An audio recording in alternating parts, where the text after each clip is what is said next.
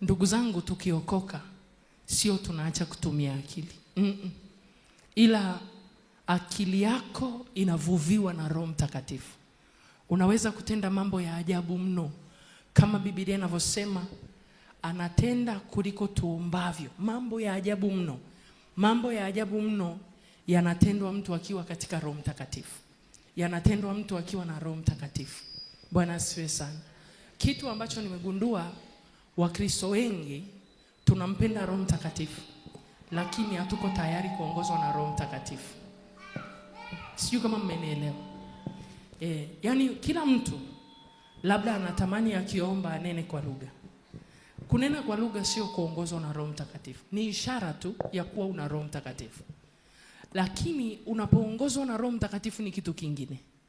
Maana yake utaenda kama Mungu anavyotaka na sio kama watu wanavyotaka wala dunia inavyotaka. Bwana Yesu asifiwe sana. Na mtu anayeongozwa na Roho Mtakatifu, chanzo cha baraka zetu ziko rohoni. There is no way utamiss baraka zako za kiungu. Bwana asifiwe sana. Kwa hiyo unaweza kukuta tunahangaika sana kutafuta, lakini mtu aliye na Roho Mtakatifu ateseki, kwa sababu ile sauti tu imebeba baraka zako. Bwana asifiwe sana. Kwa mimi ninachokuombea, neema ya Mungu juu yako iwepo, si tu ya kuwa na Roho Mtakatifu, bali na kuongozwa na Roho Mtakatifu. Bwana asifiwe sana. Amina. Ukiongozwa na Roho Mtakatifu, vitu vyako utaenda vizuri sana, kwa sababu Mungu tunayemwabudu ni Roho. Tunajua Mungu tunayemwabudu ni Roho, lakini tunatamani jinsi dunia inavyoenda tupate majibu kama dunia inavyotaka. Sasa ndio maana tunapishana na Mungu. Mungu hawezi kukupa jibu kama dunia. Mungu anakupa jibu yeye kama Mungu. Bwana asifiwe sana. Na njia zake hazifanani na dunia. Ingawaje matokeo, utajiri unaweza kuwa tajiri kama mtu wa duniani alivyo tajiri. Pesa utazipata zile zile watu wa dunia wanazozitumia. Lakini njia za Mungu huwa hazichunguziki. Bwana asifiwe sana. Kwa hiyo mtu anayetafuta majibu kwa Mungu, usilazimishe kufanana na watu. Bwana Yesu asifiwe. Mimi nikiwaambiaga watu kwamba sijawahi kufanya chochote cha maendeleo na hela nyingi, naanzaga na kidogo. Bwana asifiwe. Kama nikianza na kile kidogo, ndio nikishaanza ndipo nitaendelea. Nisipoanza sitafanya na sitaendelea na nitabaki pale. Hivyo ndivyo nimemwona Mungu. Ukimuita Mungu, usisubiri mpaka vije vingi. Hata Mungu alivyoanza kuumba, hakuumba vitu vyote kwa siku moja. Sijui kama mnaelewa ninachosema. So kuna watu tunasubiriaga eti kwa sababu ni Mungu alete kila kitu instantly. Sio kweli. Bwana asifiwe sana. Mungu anakupeleka hatua kwa hatua. Katika kitu Mungu hatafanya ni kukufanyia vitu vingi kwa ghafla. Alimuumba Adamu kwa siku moja. Adamu akawa mtu mzima siku hiyo, amefika umri wa kuoa siku hiyo. We imagine mtu limeumbwa saa hiyo. Akimcheki mwanamke anamtamani saa hiyo. Anasema huyu ni nyama katika nyama yangu na ni mfupa. Yani ameumbwa saa hiyo na ana hisia za kimapenzi. Ndio maana Mungu alivomleta Adamu wa mwisho, akasema huyu hatakuja kama mtu mzima, ataharibika. Aletwe akiwa mtumboni, atoke akiwa mtoto. Bwana asifiwe sana. Akue stage by stage. Na Biblia inatuambia ukuaji wake Yesu ulikuwa unakuwa akimpendeza Mungu pamoja na wanadamu. Bwana asifiwe. Sasa mwamba Adamu, yeye hakujua anapendeza Mungu na wanadamu, yeye alipendeza wanyama. Umeelewa eh? Alipendeza nani? Halikuwa hata hana muda na mke wake. Kwa hiyo wale wa mama wanaosema mme wangu hana muda, mme wako ana muda na simba. Kama Adamu akimpokea Yesu, atakuwa na muda na wewe. Nani amekasirika hapo? Bwana asifiwe. Sasa leo nataka tuangalie kitu kidogo sana. Tambua kanuni za mafanikio katika Bwana au kimungu. Bwana asifiwe sana. Hatuwezi kuomba hatua za mafanikio yetu kiroho alafu tukataka hivyo vitu vije kimwili. Kwa Mungu zipo kanuni. Mafanikio ni kanuni. Kama vile duniani kufanikiwa ni kanuni, vile vile kwa Mungu ni kanuni. Hata wanaoenda kwa waganga kwa ajili ya mafanikio, zipo kanuni. Bwana Yesu asifiwe. Kila kitu kina kanuni yake. Kwa watu waliosoma hesabu, hauwezi kusolve trapezium, si ni sawa na kusolve na nini? Jamani, na nini ile mstatili, si ni sawa? Inaitwaje kizungu? Rectangle. Mama unanidanga, mstatili ni rectangle. Nimekataa chapo maana na mimi ni mwalimu. Bwana asifiwe. Kanuni hazifanani, si ni sawa? Zote ni hesabu. Bwana Yesu asifiwe. Au tuje physics. Physics ni hesabu, chemistry ni hesabu. Si ni sawa? Physics ina hesabu, chemistry ina hesabu. Si ni sawa watu wa Mungu? Ukisolve equation ya physics, hiyo equation ukaitumia kusolve ya chemistry, unafeli. Bwana Yesu asifiwe. Ndicho ninachotaka kukuambia kwamba kufanikiwa katika Bwana, katika eneo lolote lile, lina kanuni. Ukitaka Mungu akuinue, kanuni ya kwanza ni unyenyekevu. Bwana Yesu asifiwe. Kanuni ya kwanza ni nini? Unyenyekevu. Mnyenyekevu ndiye anayeinuliwa. Bwana Yesu asifiwe sana. Yaani kanuni ya kuinuliwa, hata kama utafanya kazi kwa bidii, hata kama utapambana, hata kama utaamka saa 11 ulale saa 8 ya usiku, without unyenyekevu ni bure. Bwana asifiwe sana. Kwa sababu automatic kanuni ya Mungu kumuinua mtu, anasema anawapa neema wanyenyekevu, anawapinga wajikuzao. Maanake kinachoinua si tu unyenyekevu, ni kinachotokana na unyenyekevu kinaitwa neema. Bwana asifiwe sana. Unavyonyenyekea, kuna kitu kinazaliwa kinaitwa neema. Kinachokuinua ni kitu kinaitwa neema, ambayo neema ni zao la unyenyekevu. Bwana Yesu asifiwe sana. Ndiyo Paulo akasema, niko hivi nilivyo, ninanena kwa lugha kuliko ninyi wote, ninafanya kazi kupita ninyi wote. Akasema si mimi, bali ni neema ya Mungu pamoja nami. Bwana asifiwe sana. Kwa hiyo unyenyekevu unazaa kitu kinaitwa neema. Ile neema ndio inaweza kukutofautisha. Bwana Yesu asifiwe sana. Haleluya. Neema inakutofautisha. Mwenye bidii akafanya kazi kwa bidii bila kitu kinaitwa neema, hakuna mafanikio. Equation ya mafanikio, neema plus bidii iziko tu mafanikio. Bwana asifiwe sana. Nikisema neema plus bidii iziko tu mafanikio, manake neema ni zao la nini? Unyenyekevu. Bwana asifiwe sana. Plus bidii. Hauwezi kuomba tu ukapata neema then ukapata mafanikio without doing anything. Lazima uwe na cha kufanya. Bwana asifiwe sana. Lazima uwe na nini? Na cha kufanya. Mungu anasema nabariki kazi za mikono. Hiyo neema inakwenda kwenye kile unachokifanya, inatoa matokeo ambayo ni mafanikio. Bwana Yesu asifiwe sana. Sasa kuna watu wanataka wakiomba wapate matokeo. Hiyo inakuaga occasionally. Sipingi, inakuaga occasionally. Bwana Yesu asifiwe.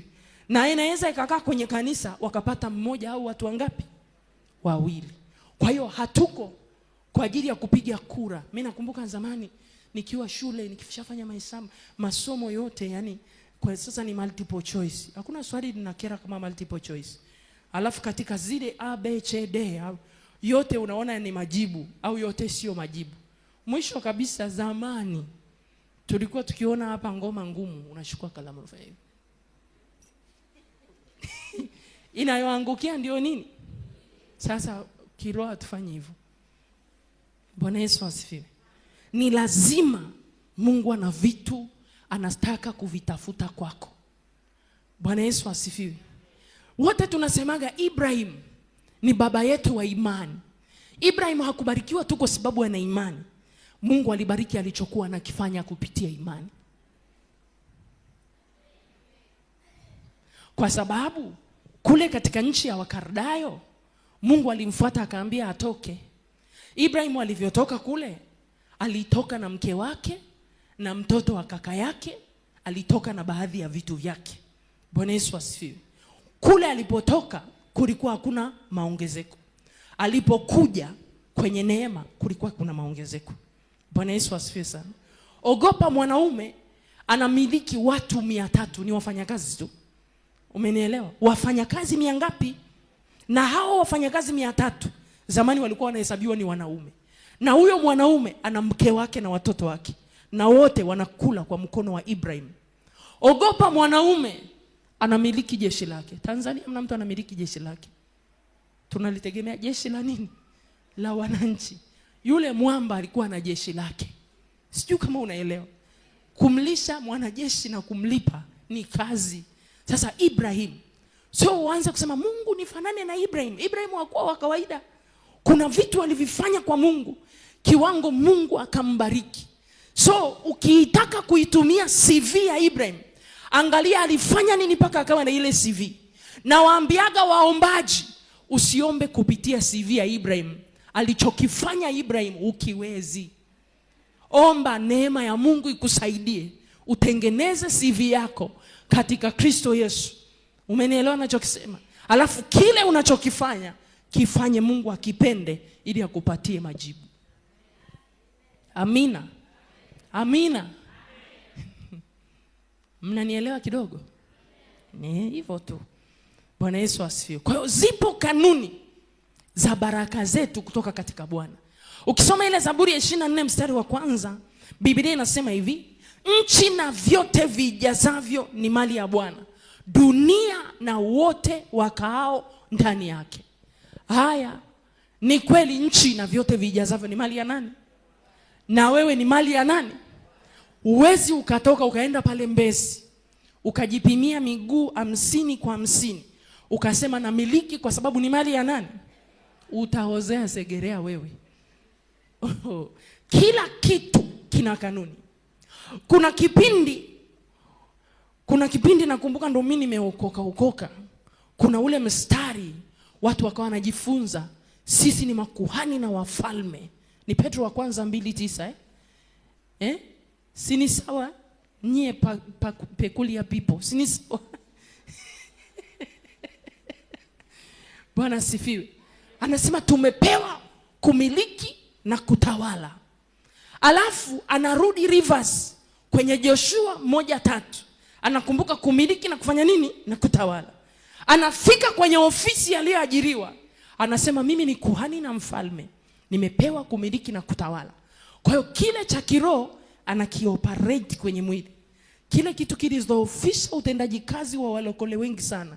Kwa kila akiingia mahali anataka kumiliki na kutawala kwa jinsi ya mwili. Nisikilize nikuambie neno chungu sana. Hakuna mzembe anamiliki na kutawala. Umesikia sentence ndio sema? Hakuna mzembe anamiliki na kutawala. Hakuna mvivu anamiliki na kutawala. Wote wanaotawala wana bidii. Umeelewa nilichosema? Hakuna mzembe anaweza kumiliki na kutawala. Hakuna mvivu anaweza kumiliki na kutawala. Uwe mvivu kimwili, uwe mvivu kiroho, kwenye kutawala weka pembeni na wewe utatawaliwa. Lakini ikija kwenye equation ya kutawala, hata Biblia inasema mkono wa mwenye bidii ndio unatawala. Bwana asifiwe sana. Kwa lugha nyingine kigezo cha kumiliki na kutawala ni nini? Bidii. Equation inaendelea kurefuka. Unyenyekevu plus nini? Plus bidii plus nini? Iziko tu nini? Mafanikio. Bwana asifiwe sana. Bidii bila neema hakuna nini? Mafanikio. Neema bila bidii hakuna nini? Mungu atusaidie sana katika jina la Yesu. Amina. Kwa kuna watu walikuwa wanaanza kubishana na mabosi wao. Nimeona, ninachokuhadisia nimekiona. Sio sijakiona, nimekiona. Kwa hiyo ikaanza kuletea mahali walokole wakawa wanapoteza nafasi mbalimbali kazini. Ndio ile anasema watu wangu wanaangamizwa kwa kukosa maarifa. Umenielewa? Wanaangamia kwa kukosa nini? Maarifa. Bwana asifiwe sana. Maarifa ni muhimili mkubwa sana wa kukupa ushindi katika maeneo mengi sana. Bwana asifiwe sana. Hata kama nchi na vyote vijazavyo ni mali ya Bwana, zipo kanuni za kufanya ili uweze kumiliki nchi, uweze kumiliki na vijazavyo. Bwana asifiwe sana. Kwa hiyo si tu utasema kwenye maombi, utaamka asubuhi utasema Zaburi 24:1, nchi na vyote vijazavyo ni mali ya Bwana. Sasa hiyo unatoka, unakwenda, unatembea, unakanyaga peku na tawala na miliki. Huo ni uchawi. Fanya kazi, tafuta pesa, nenda kanunue ardhi, tawala na kumiliki ya kwako. Umenielewa? Ni sawa kuiona ardhi kwa imani na kuiombea kwa imani wakati unatafuta pesa ukainunue. Umeelewa usimiliki kisicho chako. Kama uko kwenye process ya kukusanya pesa ukainunue, unaruhusiwa kufanya hivyo. Lakini usifanye pia mbele za watu. Watakuona mchawi. Si ni sawa Yaani mimi nikukute shambani kwangu eti unakanyaga. Alafu unaniambia unatawala na kumiliki. Wewe unafikiri utaenea? Mwinji, pataeleweka? Panachimbika Kikristo. Sema panachimbika Kikristo. Hagai 2:8. So umeona nimeweka vizuri Panachimbika nini? Kikristo. Hagai 2:8 anasema, fedha ni mali yangu na dhahabu ni mali yangu, asema Bwana wa majeshi. Haya, turudi tena. Fedha ni mali ya nani? Wewe una kiwango gani cha hizo fedha? Umeenea? Umetoshea? Si ni kweli ni mali ya Bwana? Swali, ni kweli tu walio wa Bwana ndo wana fedha? Hata wasio wa Bwana wana fedha. Maana yake fedha pia kuzipata zina nini? Kanuni. Bwana asifiwe sana. Anakuambia dhahabu ni mali ya Bwana. Ukituhesabu hapa ndani hata waliovaa dhahabu ni wachache. Ni mali ya Bwana, lakini ni nini? Zina kanuni. Hata pete, tukisema basi tuponee chupu kwenye pete, unakuta wachache tu hata pete za dhahabu wanazo, na wengine hata pete hawana. Wanakuambia pete sio kitu cha kiroho, ni cha kiroho. We kama huna usijitetee. Umeelewa? Dhahabu Mungu anasema ni mali yake, lakini kuipata sasa lazima kuna kanuni. Dhahabu huwezi ukatembea hapa, hata kama tunaambiwa kuna mikoa mbalimbali na dhahabu, sijui Shinyanga, sijui wapi, Morogoro, whatever, uende ukatafute dhahabu, hutakutana nayo barabarani. Hata ukionyeshwa hapa ni shamba lina dhahabu, lazima tuje na vifaa maalum tuvipime kwanza kwamba dhahabu ipo sehemu gani ili tuchimbe. Hatuwezi kuambiwa ili eneo la Makabe lote lina dhahabu, tukute watu wanachimba kama vichaa. Hakuna. Tutakuwa na wapimaji, watakuja kupima, wagundue dhahabu iko wapi ili waweze kuchimba sehemu gani. Si ni sawa? Kitu gani nataka nikuonyeshe? Kanuni za kupata kitu. Mmenielewa wa Kristo? Hata kama dhahabu ni ya Bwana, ipo kanuni. Dhahabu ni ya Bwana, ameandika kwenye Biblia, lakini liko kwenye shamba la Muhindu.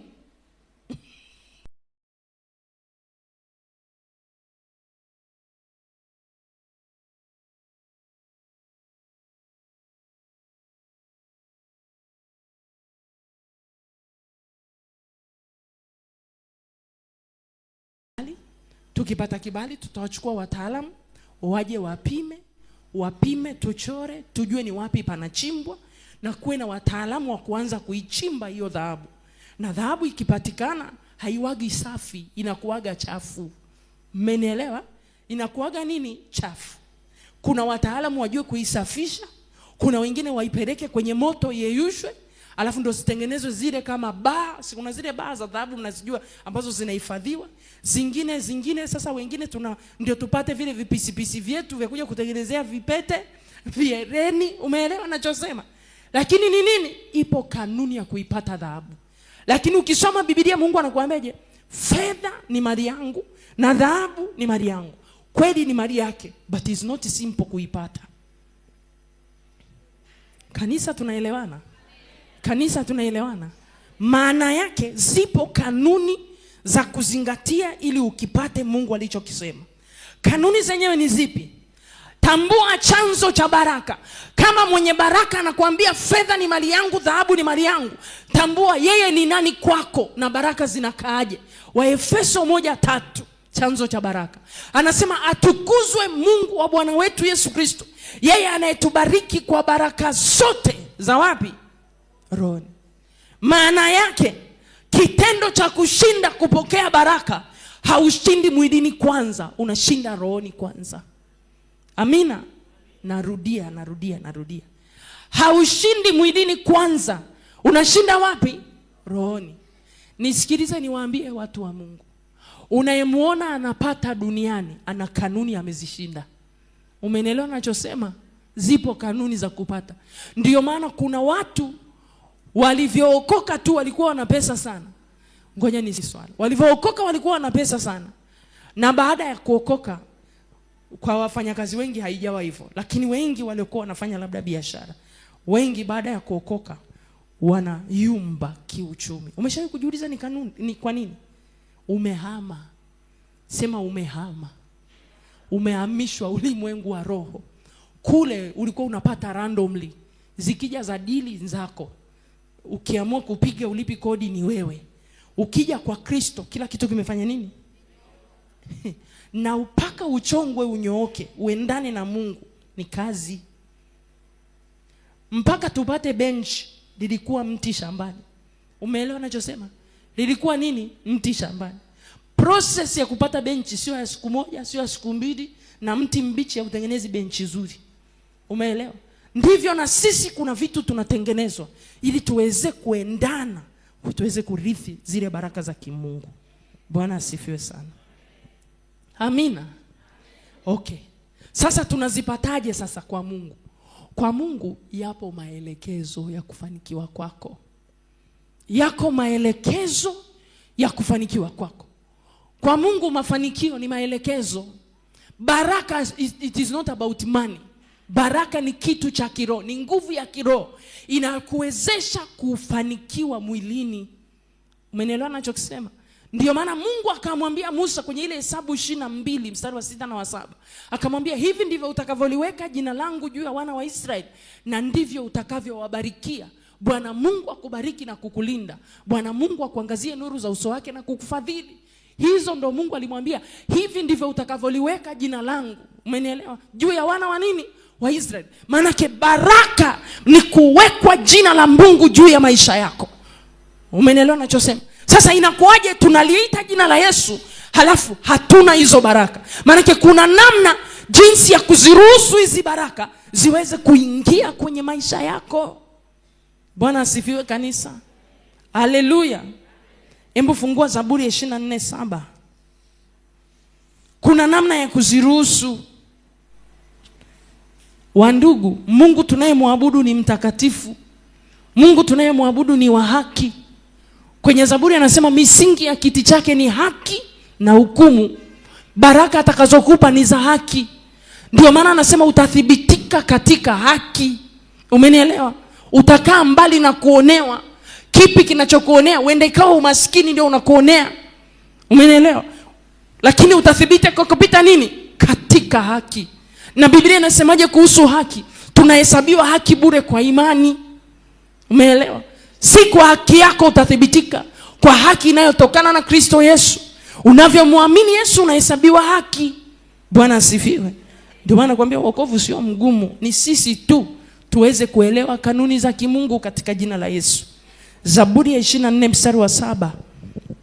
Kanuni ya kwanza hiyo. Tunazipataje hizi baraka? Zinatokaje? Zinakuaje transfer? Zinawezaje kuwa transferred from rohoni to mwilini? Zaburi ya 24:7 anasema hivi: inueni vichwa vyenu enyi malango, inukeni enyi malango ya milele, mfalme wa utukufu apate kuingia. Ni nani mfalme wa utukufu? Bwana mwenye nguvu, hodari, Bwana wa vita. Inueni vichwa vyenu enyi malango, naam viinueni enyi malango ya milele, mfalme wa utukufu apate kuingia. Ni nani huyo mfalme wa utukufu? Bwana wa majeshi, yeye ndiye mfalme wa utukufu. Amina. Bwana asifiwe. Kwa lugha nyingine, kwenye ulimwengu wa roho Kichwa chako ndio lango la kupokea baraka.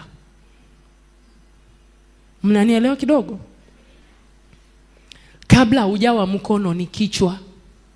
Mkono haupokei, wa nje haupokei, kichwa kinapokea.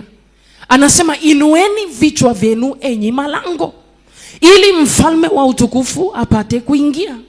Mfalme wa utukufu anapitaje kwenye kichwa chako ili kukuachia baraka? Mithali 10:6. Anasema baraka humkalia mwenye haki kichwani. Mithali 10:6 I think A. Mithali 10:6 anasema baraka humkalia mwenye haki kichwani. Mungu anavyohitaji kichwa chako, anahitaji kuachia baraka. Sasa naomba funga daftari, sikiliza huku ubaoni. Maana ke baraka unazoandika hazikai kwenye kitabu, zinakaa kichwani. Funga tu niangalie huku ubaoni. Angalia huku. Watu wangapi wanajua wakitoa sadaka ndio wanabarikiwa? Nyosha mkono juu, wala usiache. Nyosha mkono juu. 1, 2, 3, 4. Wengine hawana uhakika. Umecheki ngoma ilivyo nzito? Watu hawana uhakika. Wangapi wameshatoa sadaka na hawajawahi kubarikiwa paka leo? Kwa hiyo nyie mlioko neutral tuwaeleweje? Darasa langu huru na wauliza eti dada, hata wewe hujanyosha na uko mbele, Mungu anakuona. Bwana asifiwe. Okay. Wenda ikawa hujui kama umebarikiwa au hujabarikiwa, lakini we ni muongo. Hamna ambaye anamtolea Mungu katika roho na kweli asibarikiwe. Bwana asifiwe. Iko hivi wa Kristo. Unapotoa sadaka, unapotoa nini? Yaani nimerudia sentensi, funga daftari, weka pembeni kabisa. Uzuri nyie iko online. Unaweza kwenda kuirudia ikiwa nini? Offline. Bwana asifiwe. Unapoleta sadaka kwa Mungu, Mungu hashughuliki na mfuko wako wakati unatoa sadaka. Mungu anashughulika na kichwa chako wakati unaleta sadaka. Bwana asifiwe sana. Ndiyo maana anavyosema leteni zaka kamili ili kiwemo chakula ghalani mwangu. Si ni sawa? Alafu muone kama sitawamwagieni nini? Baraka. Hata isiwepo nafasi ya kutosha au la. Alafu anawaahidi, nami nitamkemea yule ya nini? Ahadi nyingine, nitawafungulia milango na madirisha ya mbinguni. Mlango akiufungua, mlango anakutana na mlango wako.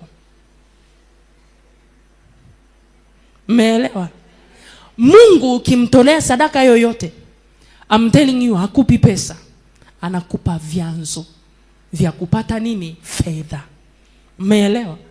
Elimu ya sadaka. Wakristo wengi wanakuwa waoga kutoa sadaka kwa sababu hawaelewi kinachopatikana baada ya sadaka. Kinachopatikana baada ya sadaka sio pesa, vyanzo vya kupata pesa. Na sio chanzo. Mind you, chanzo ni kimoja, vyanzo ni wingi. Bwana Yesu asifiwe.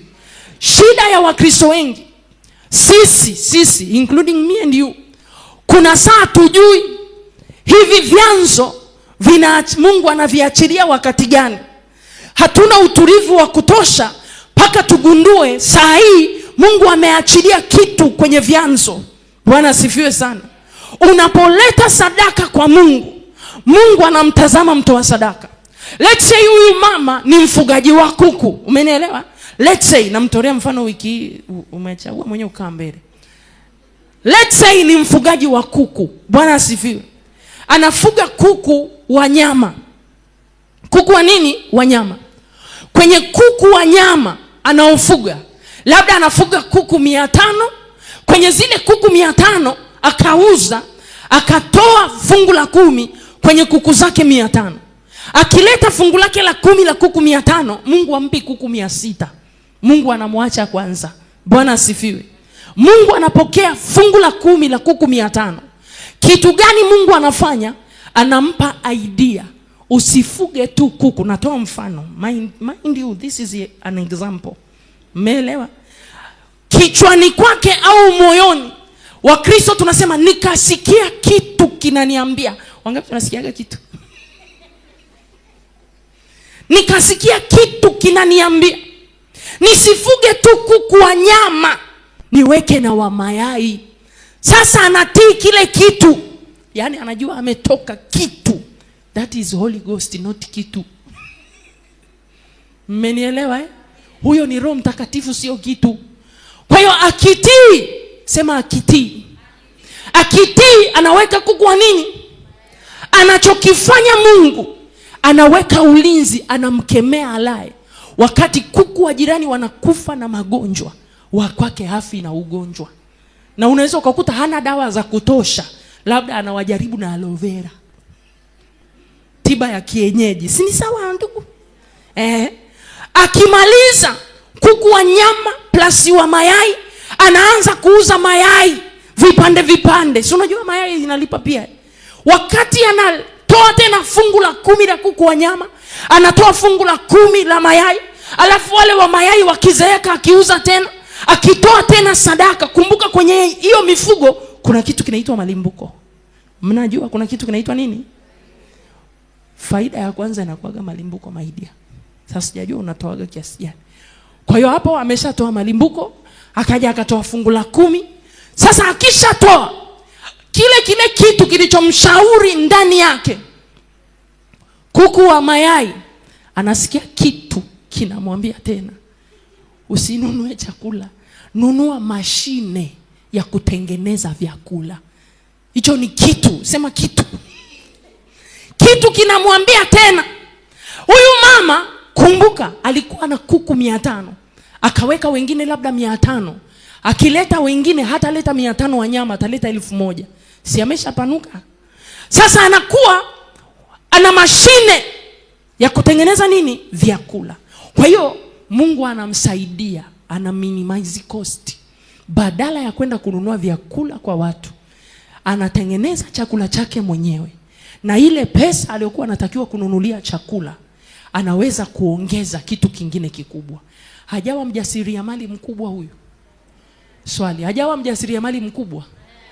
Hivyo ndio sadaka inavyofanya kazi.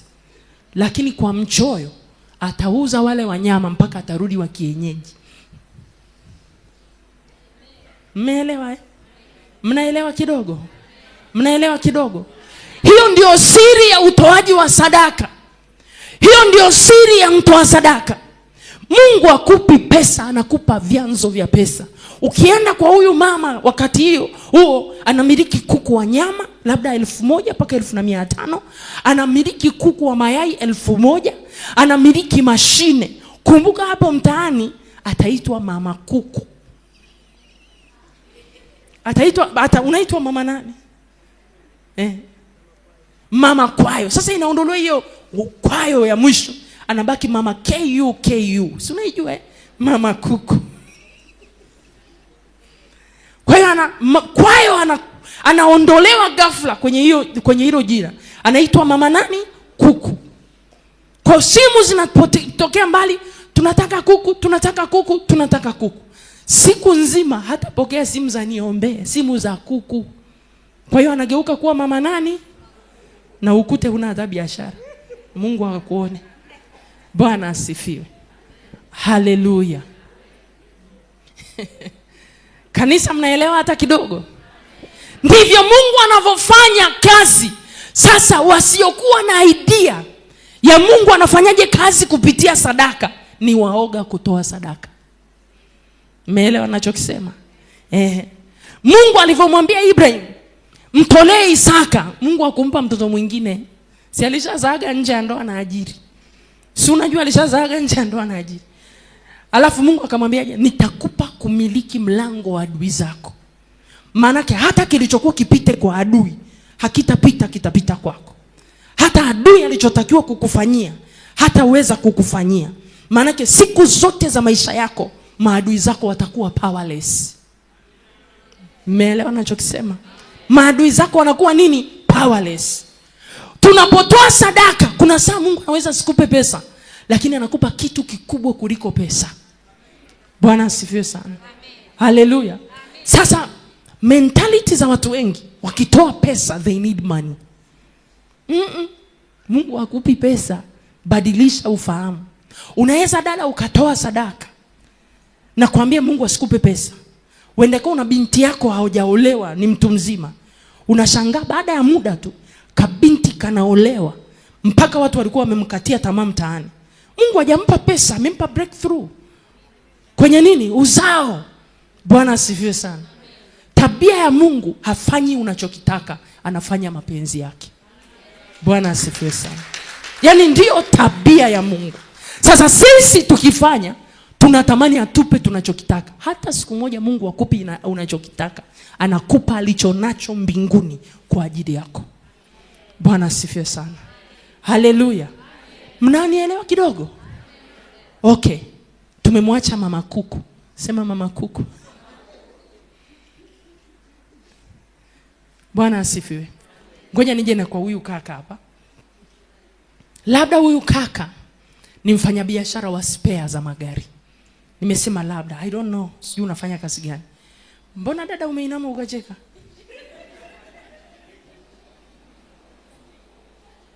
Funga macho. Hicho kicheko sijakipenda. Mungu uliye hai, naomba ukambariki na utukufu wako kaonekane kwake katika jina la Yesu. Amen. Unajua kuna kicheko kinaweza kisiwe kimebeba kitu kizuri. Mungu akubariki. Na akikubariki uje utoe ushuhuda. Akubariki zaidi. Likitajwa jina lako washtuke. So unajua kuna watu wakitajwa majina yao, hata ningekuwa namtolea mfano mama kuku, watu wakasema hamjui huyo mzee nini? Mbona anamuita mama kuku au baba kuku? Hamjawahi kuona kuna watu wanaogopeka kanisani? Sasa mimi nakuombea na wewe Mungu akakufanikishe mpaka jina lako likitajwa. Kumbuka leo watu na wao waogope kwa jina la Yesu. Haiwezekani tutaje jina lako watu wacheke. Na kutolea mfano na Mungu akupe vitu vikubwa kwa jina la Yesu. Let's say huyu kaka anafanya biashara ya spare ya magari. Labda ana kaduka kadogo tu ka spare. Kwa sababu anauza spare, labda akatoa malimbuko kwenye spare moja aliyouza. Umenisikia? Akitoa malimbuko ya spare kwenye spare zake, Mungu anamtazama, anaiongeza biashara yake. Manake malimbuko kazi yake ni kuongeza. Umenielewa? Sasa katikati ya baada ya kutoa malimbuko, anaanza kuuza spare tu kikawaida. Akiwa katikati ya kuuza spare, Mungu anamuongeza. Anaanza kutoa mafungu ya 10. Umenielewa? Akitoa fungu la 10, the more anatoa fungu la 10 la spare. Alikuwa na duka la moja la spare, Mungu anamuongeza la 2. Anamwambia sasa hivi utauza tu spare za magari. Utaanza kuuza. Si unajua kuna magari unakuta saa nyingine mtu amepata ajali, mlango wa gari wote umepata shida. Ile bambari ya mbele imepata nini? Anamwambia hutauza tu spare ndogo ndogo, utaanza kuleta mlango mmoja mmoja. Jamani, si idea hiyo ya biashara. Wewe usiniangalivu ukafikiri na mimi bomu, najua biashara kidogo. Kwa hiyo Mungu anaanza kumwambia leta milango. Umenielewa? Kuna vitu vinauzwaga vipande. Anaanza kuleta. Akiendelea kuwa mwaminifu, Mungu anampa idea, anasikia kitu, sema kitu. Kitu kinamwambia jaribisha. Na maana yake nyie mnajuaga kujaribisha. Leta gari moja. Anaanza kuleta gari moja. Tena tuka kitu kanamwambia usilete gari kubwa, leta IST au Paso. Anaagiza kwenye spare zake, kwenye container la spare, anasema niekeeni na ka IST. Au anasema niekeeni vitsi. Mwanzo mgumu jamani. Kwa hiyo akija kuuza ile vitsi yake, anapata faida. Akitoa tena fungu la 10, anaona utamu wa hela. Anasema ngoja niagize tena nyingine, niagize na Raumu na Paso. Analeta 2. Akitoa tena, anaongeza 3. Mdogo, si tu anakuwa na duka la spare, anakuwa na yadi ya magari. Huyo ndiye Mungu anayeongeza. Mmenielewa kanisa? Bwana asifiwe sana. Iko siri kubwa sana katika utoaji wa sadaka. Sisi watoa sadaka huwa hatuiangalii. Tunataka tunavyoviona kwa macho. Kubarikiwa ni process. Mungu kumbariki mtu ni process. Bwana asifiwe sana. Labda una nyumba za kupanga dada. Umenielewa? Una nyumba zako za kupanga, umekuwa mwaminifu kutoa fungu lako la 10 kwenye nyumba zako za kupanga. Kwenye nyumba yako moja ulitoa malimbuko kwenye kodi, unakuwa mwaminifu. Ukiwa mwaminifu kwenye kidogo, unashangaa mtu anatokea, anakuambia nina shida. Hichi kiwanja kama unaweza chukua kwa milioni 10.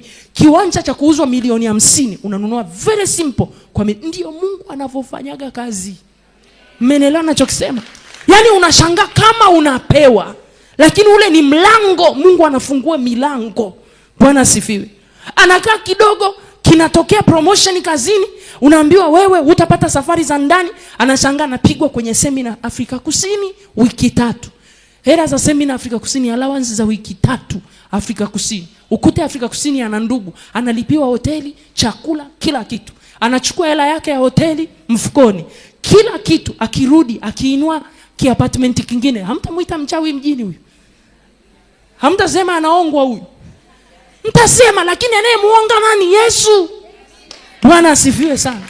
Kwa ndivyo Mungu anavyofungua milango. Bwana asifiwe sana. Kwa kuna watu wanatamani kuviona, na Mungu akifungua anakwenda kwenye ulicho nacho. Bwana asifiwe sana. Sijui kama imeeleweka kidogo. Bwana asifiwe.